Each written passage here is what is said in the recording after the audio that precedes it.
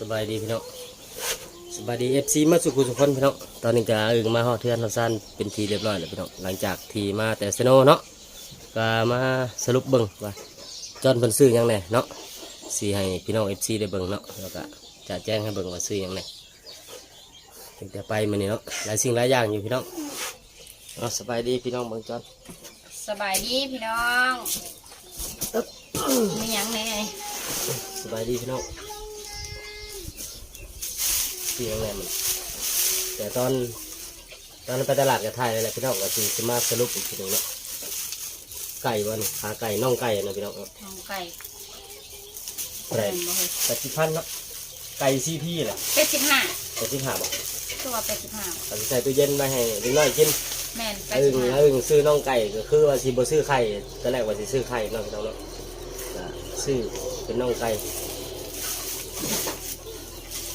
อันนี้แม่งนี่เข้าไปซื้อมาให้ไก่เอา10,000เซโน่พี่น้องอันนี้ฮะลงพุ่งวะลงพุ่งเนาะอันนี้ก็ แม่เอาไป กระปุ้นพี่น้องหรือว่าขนมจีนแหละเนาะพี่น้องเนาะ2 โลละ10,000เหรอ สาว ฮะ สาวนะคะซื้อสาว2 โลดอกโมก็2 หน่วย เมื่อนึงผ่านจังได๋ หน่วยหนึ่งเด็กๆจัดการไปเลยเพื่อนให้ซื้อในบ้านซื้อในกลางภาษีอันนี่ยังไงเครื่องใช้ของซอยแหละพี่น้องเนาะยาสีปอกยาสีฟันสบู่หลายอย่าง มักเผ็ดแมวหอมกินแล้วพี่น้องเอ้ยไปลูกไป เผ็ด แม่ ห่า ไป แล้ ลู ว กหาเพิ่นกิน น้ำมันสิมาทอดไข่แล้วบริซื้อไข่จอนเป็นซื้อน่องไก่แล้วก็บริซื้อไข่แล้ว ทอดเอา เหนียวมีน้ำตาลอีกซื้อกันเลยน้ำตาล ซื้อกันนั่นเด้ มีน้ำตาลน้ำมันแล้วรสดีแน่กะปิไว้กินกระปอกกระปุ่นเนาะหรือว่ากระเทียมเนาะเครื่องใช้ของซอยอะไรพี่น้องเนาะหลายอย่างเลยมักเล่นแน่พี่น้อง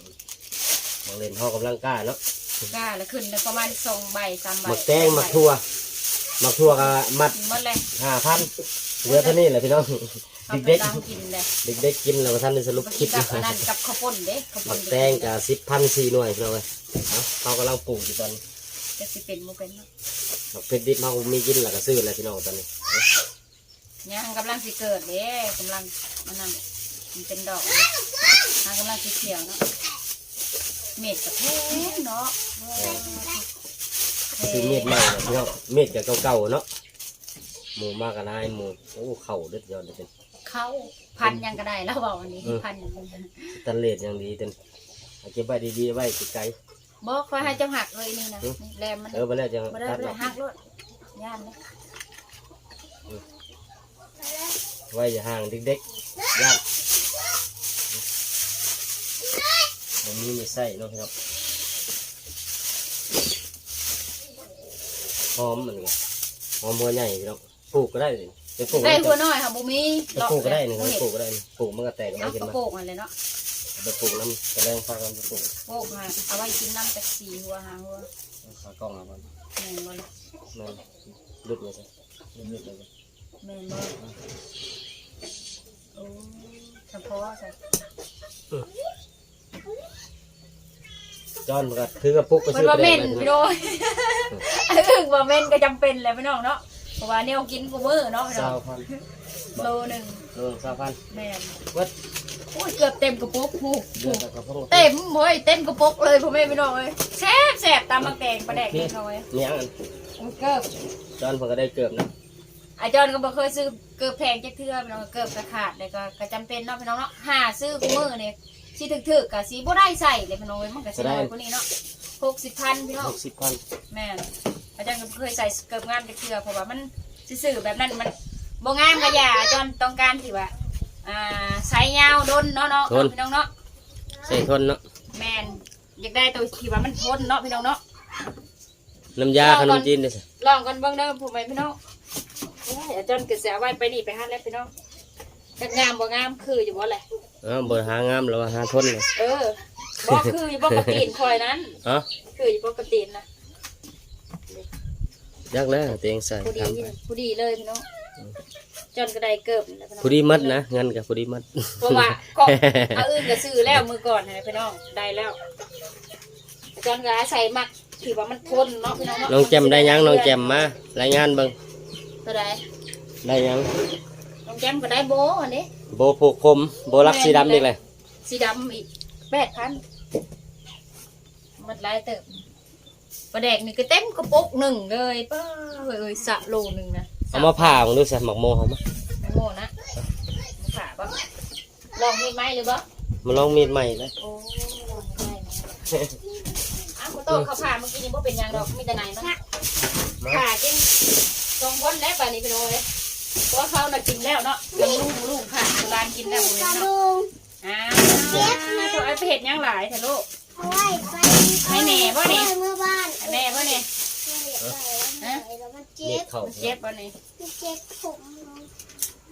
พี่ปรุงอันนี้จะเก็บ โอ้ยย่านเบียดเจ้าเลย เข่าดิ โอ้ย อันนี้จะเก็บอันทานเด้อปรุง โอ้ย โอ้ยดวงไผ่ดวงมันเนาะ โบแดง บ่แดงไข่คนตัวลูกพาแห่งนักกูนี่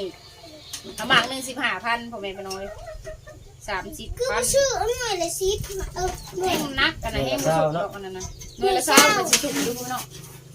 มาเด้อมาเด้อกินนมโมอีกเด้อไปบีมมากินอีกเด้อ ชื่ออันหน่อยแพงๆหน่วยแพงๆแบบน้อยๆ1นิ้ว กินนมโมอีกเด้อกินนมโมอีกเด้อไปบีมมาไปบีมมากินนมโมเด้อ ตัวเนี้ยไว้จะกินมันใส่ถุงไว้ใส่ถุงยางชอบใส่ ปังเคยได้ ว่าอะไรสิหมดบ่ มันจำสิเอาไว้ บริซื้อหมากไม้พี่น้องซื้อแต่แตงโมเนี่ย ขนมข้าวต้มก็ซื้ออยู่พี่น้อยก็กินอยู่ก็กี้ก็ซื้อพี่น้อยก็สิบ่แดงคักเนาะขมาก20,000น่ะก็สิแดงพี่น้องอันนี้มีแต่หมาก15,000คือกันกับทุกอย่างอะไรพี่น้อยเนาะ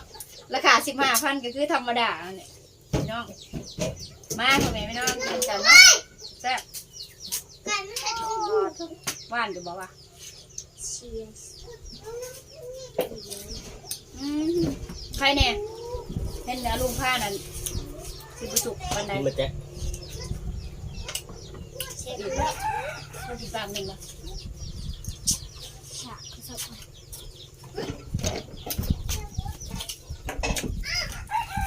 เขากินยังตัวแรงปิ้งน้องไก่เนาะเอือบแทนนั่นเขาก็จะมาตำแป้ง ให้ลุงเลย ลุงกินเรียบร้อยเลยอันนี้อยู่ตารางเกินแล้วไหม เราจะกิน ว้าวว่าเงิน เงินหรือเปล่าบดีไปลุงเลย ไม่ได้คุณจะไม่กินหมากดิบจัง เกินลุง สำคัญดีกับแบบ มาเอาเงินเด้อ ลุงน้องมาเอาเงินเด้อ ก็น้อยให้สองแทน พ่อแม่เห็นคุณแจง เป็นมาแล้วพี่น้องเผาเพื่อนเดี๋ยวเราก็ไม่ได้ไปน้ำดอก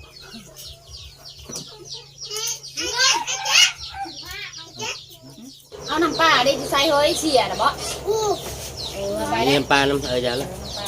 ทั้งหมดทั้งมวลกับไรเติบเลยเนาะชื่อนี่จะแสนลายแสนเติบเสียแสนพวกทั้งขาน้ำมูกน้ำมันเลิศน้ำประมาณ เต็มทางนี้ ประมาณ500,000เลยเนาะ แต่จะกินบ่ค่อยดีเต็ม เอาพี่น้องอันนี้ก็จะได้มอบเงินที่ว่าป้าน้อยเอาให้ ลุง200,000 200,000พ่อแม่พี่น้อง เงินป้าน้อยจากฝรั่งเศส ก็ ให้ลุ จะ ง ได้มอบให้ลูกเนาะพี่น้องเนาะหอดมือหอดตีนเล่าได้เด้อพ่อแม่พี่น้องเด็กให้ลูกขอบคุณป้าอีกกัน ดูดเอาหาสายยางป้า มุงกระตุกบ่ติ รับเงิน200,000กีบมาเนี่ย ซื้อยางมาให้มุงตุกดิ บ่จะหักเกี่ยวเล่มเอาแต่ละใส่ไปดิ ได้เลยเด้อพี่น้องเด้อมอบให้เราเลยเด้อ ก็เพิ่น เด้อเป็นอะไรอย่าง ไปตลาดน้ำเมืองเนาะเนี่ยฮะกลับมาขับคุมแตงกะปิกระปุ่นนะเครื่องปรุงแต่ง แนวกินเอาไปแล้วผมเชื่อไปหน่อยแนวใส่แนวจ่ายนี่แหละพ่อแม่พี่น้อง ปุ้น สบู่อาบน้ำ2 ก้อน ลวกบัวกระเทียม ก้อนหนึ่ง4ก้อนหนึ่งอะไรนี่แพงเลยตัวนี้เนาะ เนาะ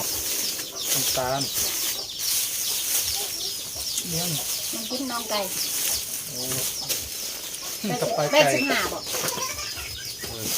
ประมาณนั่นแหละมันจะย่างแพงๆเหมือนเดิมพี่น้องเว้ย พอเรื่องสร้างให้ปน้อย ป้าน้อยดีๆแห้งที่ทุกคนเนาะ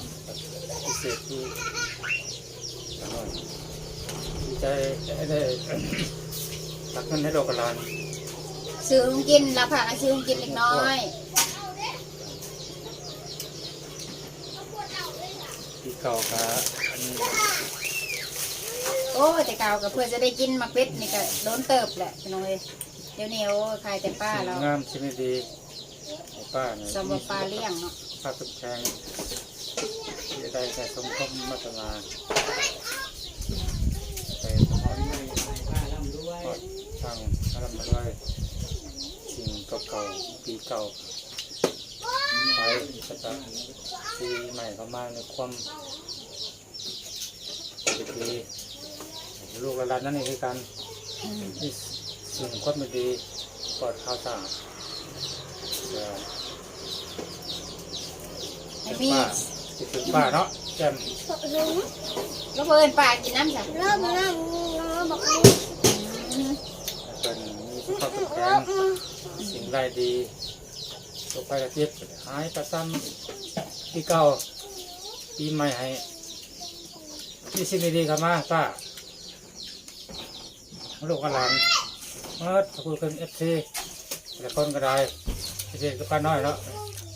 สายดีป้าเด้อ อาจารย์ก็ดีใจไรคือกันนี่ ลูกแก้วดีใจ ขอบคุณขอบคุณ ปลา นะ ห จอ ลาย น ๆเด้อป้า ขอบคุณขอบคุณ ขอบบุญขอบคุณซีเบิร์ดจุกคนแล้วก็ขอบใจป้าน้อยเนาะพี่น้องเนาะดีใจลายพี่น้องสำหรับอาจารย์ก็ดีใจลายให้แล้ว ให้แล้วพี่น้องอาจารย์ก็นั่งพังแล้วว่ากันพี่น้อง เจนเนาะพี่น้องกะก็ขอขอบคุณขอบคุณทั้งน้อยๆเพิ่นเนาะหลายๆพี่น้องสำหรับปีใหม่สิมาฮอดเลยขอให้ป้าน้อยร่ำๆรวยๆรวยแล้วรวยอีกเนาะพี่น้องเนาะปราศจากโรคภัยไข้เจ็บนี่แหละเนาะพี่น้องแต่ป้าอยู่ดีไม่แห้ง กินเพลงแข่งได้ปีใหม่สิฮอดปีใหม่แล้วยังสิบโมง และจะขอบใจพี่ทุกคนที่เข้ามาติดตามชมคลิปแท้จนถึงจบเลยที่บอกคำโฆษณาเนาะพี่น้องเนาะ สุขภาพ ก็ แข็ง สุขภาพแข็งแรงมาสุขทุกคนเนาะ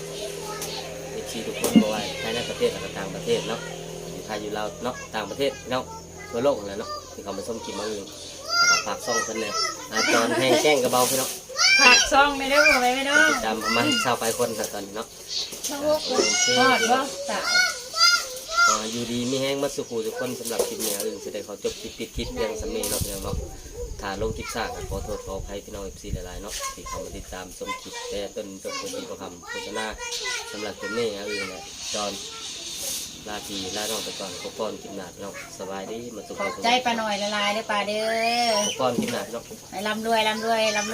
อีกเด้อปลาเด้อกินแพงสบายดีป้า